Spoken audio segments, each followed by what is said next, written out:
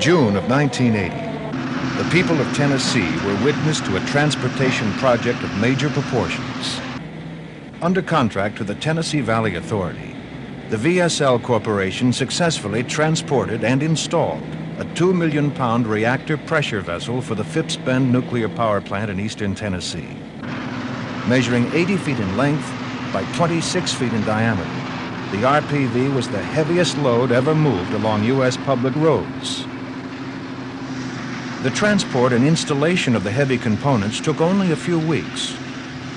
But for VSL's heavy transportation and lifting division, the project required more than 2 years of planning, route preparation, and equipment design and fabrication. The requirements were tough. There were 47 miles of public roads to travel, with grades of 8% uphill, 10% downhill, and cross slopes of 10%. The physical preparation of the route began 8 months prior to the move.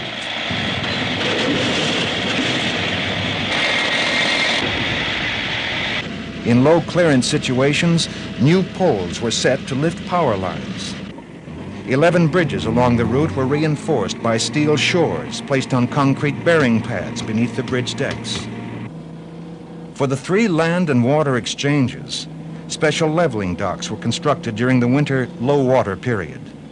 New roads for detours and access to the docks were also constructed. The equipment used for each phase of the move was thoroughly pre-tested under actual field conditions, using 50-ton concrete weights in place of the components. Before delivery to VSL, the RPV and other components were sent by barge from Memphis to Knoxville. There, the barge was ballasted onto a leveling pad to provide drive-on access for the lifting and transportation equipment. A 60-foot high, 1,500-ton jacking frame was driven under the barge, while 2 multi-axle transport trailers were prepared to receive the load. Each trailer was assembled from modular units in a 12-axle, 24-foot wide configuration, with a load capacity of 825 tons. 2 tie rods were used to connect the trailers and to keep equal distance between them. After hoisting the RPV approximately 10 feet, the trailers were driven beneath the load and the RPV was lowered onto the bolster beams. Power for the move was provided by 5 4-wheel tractor dozers, backed by another 2 tractors for use on steep grades. A total of 384 tires transferred the load to the ground. For maximum maneuverability, each set of 4 tires was mounted on a hydraulically operated axle assembly, which controlled the turning angle of each module.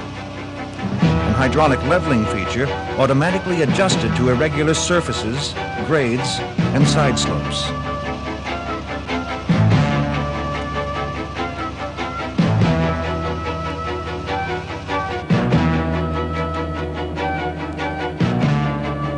The total equipment convoy for the overland move consisted of 30 transport and support vehicles operated by a crew of over 90 people.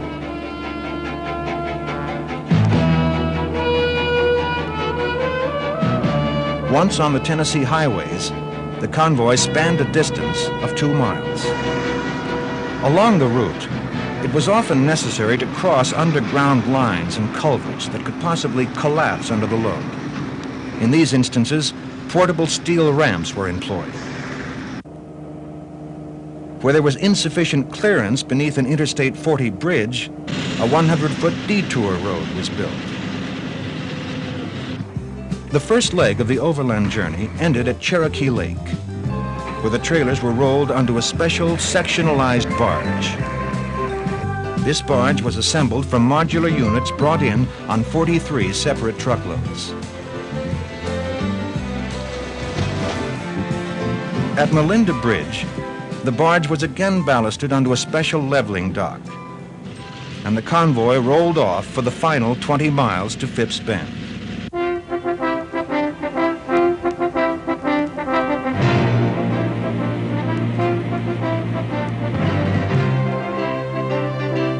Several grades of up to 10% were negotiated on this leg of the journey. Finally, after 3 years of work, the move was nearly complete. The arrival at Phipps Bend was followed by the lifting and installation of the RPV. The 220-foot gantry utilized 4 hydraulic cylinder lifting units. The lifting jacks were mounted on a turntable so that the entire vessel could be rotated 80 degrees. The Phipps Bend journey is a prime example of how detailed planning and well-managed execution can pay off in a successful project.